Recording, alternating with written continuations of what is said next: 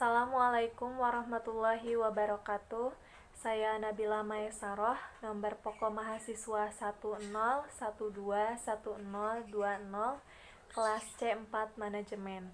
Video ini ditujukan untuk memenuhi tugas evaluasi tengah semester mata kuliah Pendidikan Agama.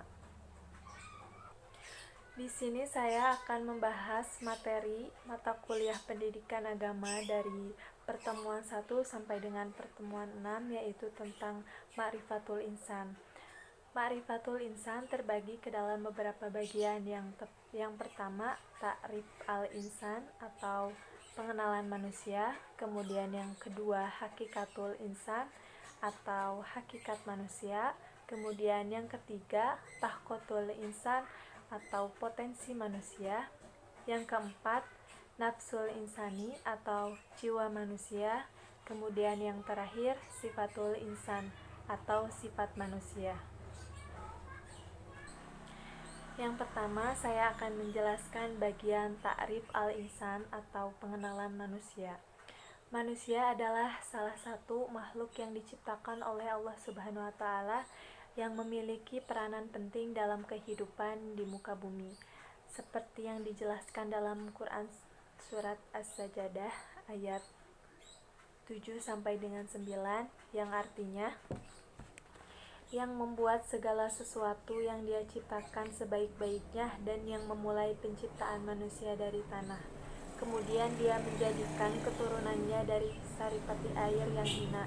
Kemudian Dia menyempurnakan dan menciptakan ke dalamnya ruh atau ciptaannya, dan Dia menjadikan bagi kamu pendengaran, penglihatan, dan hati, tetapi kamu sedikit sekali bersyukur.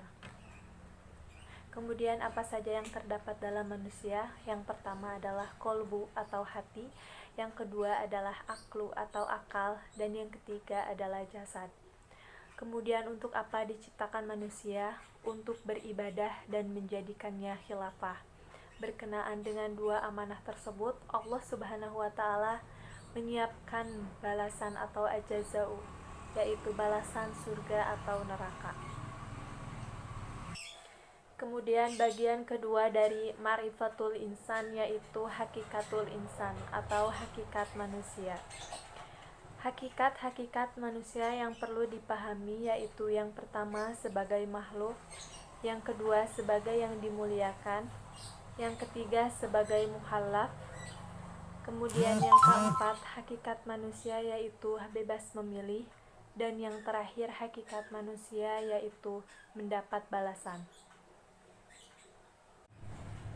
Kemudian yang ketiga bagian dari Ma'rifatul Insan yaitu Tahkotul Insan atau potensi manusia.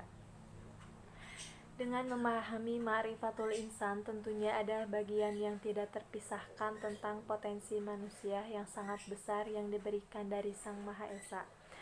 Tentunya potensi yang diberikan itu sangat berperan bagi manusia dalam menjalankan tugas sebagai pemimpin di muka bumi ini. Potensi yang diberikan itu berupa pendengaran, penglihatan, dan hati atau akal. Karena sejatinya potensi yang sudah diberikan ini akan dipertanggungjawabkan di hadapannya. Apakah seseorang itu amanah dalam menjalankan tugasnya ataukah khianat?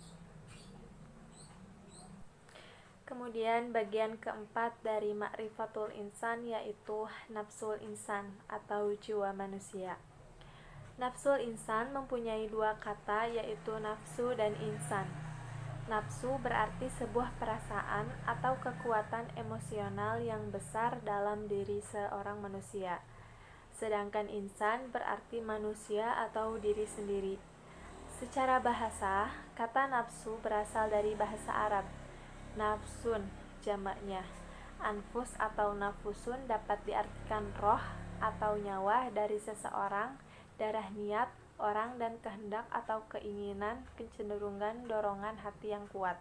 Sedangkan secara istilah nafsu adalah latifah, sesuatu yang lembut pada diri seseorang yang menimbulkan keinginan seseorang atau dorongan-dorongan hati yang kuat untuk memuaskan kebutuhan hidupnya, baik kebutuhan rohani maupun jasmani. Misalnya keinginan minum, makan, disanjung, dihargai, dan sebagainya. Karena itu sering disebut dengan hawa nafsu. Dan yang kelima dari ma'rifatul insan yaitu sifatul insan atau sifat manusia. Jiwa manusia diberi dua jalan, yaitu jalan fujur dan takwa. Takwa terdiri dari dengan bersyukur, bersabar, penyantun, penyayang, bijaksana, suka bertaubat, lemah lembut, kemudian senantiasa atau jujur, dan dapat dipercaya. Sedangkan fujur terdiri dari memperturutkan sifat tergesa-gesa, berkeluh kesah, gelisah, tak mau bertaubat baik, pelit, kufur, dan zalim. Nauzubillahi min dzalik. Baik, sekian yang bisa saya sampaikan mengenai materi dari pertemuan 1 sampai dengan 6 tentang ma'rifatul insan.